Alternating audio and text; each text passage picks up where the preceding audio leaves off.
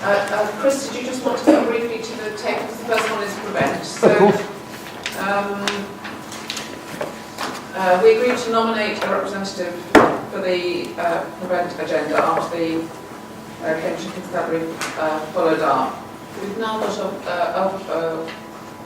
a working group, I'm not quite sure what you call it, but actually a group of agencies who are working together on prevent. And we've also had quite a successful community-based event fairly recently, looking at both the role that the but also the broader role within the community, where we've had a number, as I said, of community representatives there, for example, from local mosques.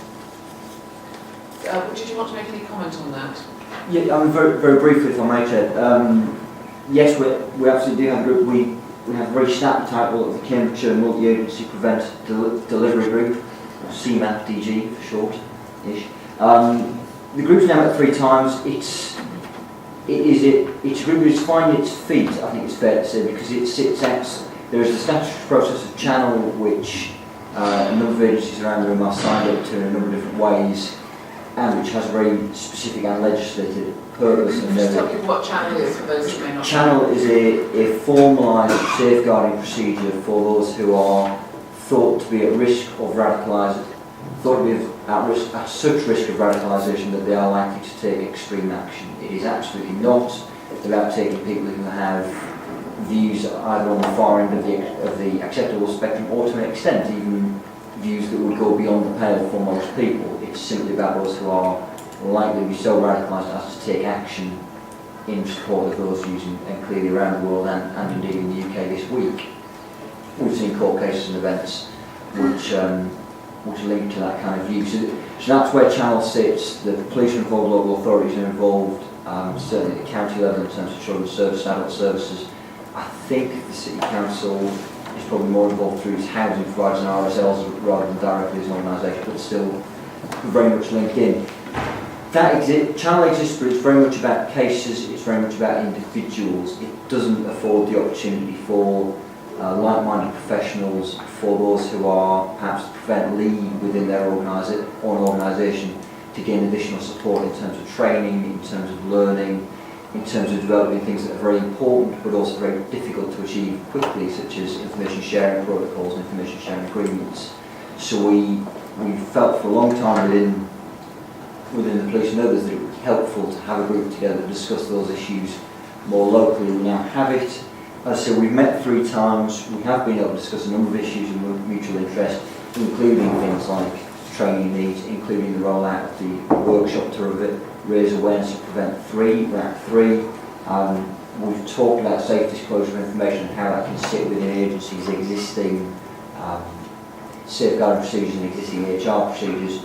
That's been very helpful. We've also been able to use the meeting to disclose certain elements of the counter-terrorism local profile, which is able to help agencies identify where within the county areas of greatest risk sit, and also to put some context around national and international events. So, for example, when the threat level was raised across the UK in quite a widely publicised way, I think it was last October, we were then able to use that group to brief members on why that happened, and perhaps to allay some fears that they may have, and also because they are prevent lead within their organisation, they're a natural magnet for people what they need to do about this raising the threat level, and we were able to give them some very empowering information around that too. And we also used it very recently after the Charlie Hebdo attacks in France and the rising anti-Semitic threats and attacks in the UK. We were able to put out a briefing through that group to again allay some fears and also to empower those individuals within their organisation.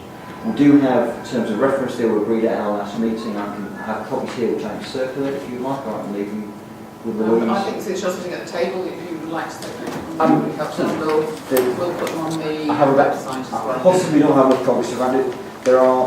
They come in 2 pages, so I'm going to share Perhaps we can make sure that Louise has a copy. Could you send them electronically? Yes, I certainly will. Louise, if I haven't done that by kind of like the end of today, can you send me a copy email? There's nothing in there that you wouldn't expect to see in any kind of any information sharing agreement, any kind of terms of reference. The areas of interest are simply those that I've identified today and that we've discussed in previous meetings. And the only other thing to update you on is kind of the progress of that group. In the way of policing generally, I'm moving on from my current role within Prevent and indeed within the city. In fact, I have now moved on and come back simply for this and for one more meeting. However, Chief Inspector Nick Church, who some of you will know, certainly anyone who was involved in the Olympics will remember Nick, and he has had some other roles within the constabulary recently. He's coming in and taking over my job in the city and also as chair of this group. Effectively, it goes with the post, not the person. However, Ivan Molyneux, who a number of you will also know through adult safeguarding circles, has recently agreed to be the deputy chair of that group. I think for me it was very important both to have a deputy chair as for this group, in order to support the work of the chair to provide the continuity of the group, but also have that as someone from outside of the police environment. I think underlines the multi-agency nature of the group, the fact that I chaired it simply because I was around when it was spotted rather than for any particular need for it to be policed. Appreciate I've kind of dropped them on your toes, but is there anything that jumps out at anyone from me in terms of reference that they would like to talk about? Otherwise, Chair, that's me. It was really very quick. Yes, I think if people have got burning questions, we'll obviously take them. But in a way, I think we need to park it and discuss it more fully when on the agenda when we next consider it, because this is really the conclusions of previous discussions and things that are now happening that we've previously talked about, particularly looking at Prevent within a safeguarding absolutely framework rather than a criminalisation. Yes, and I suppose it would be fair to say that Prevent ought never to have been, and has never in Cambridgeshire, been about the criminalisation element. However, nationally there was some confusion, I think, when the funding first arrived. Those who were looking at the criminal threat, perhaps overplayed it and used Prevent running away probably ought to have done.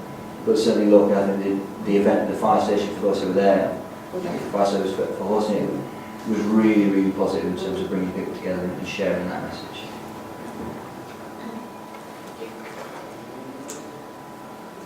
Our next action is being able to access ambulance.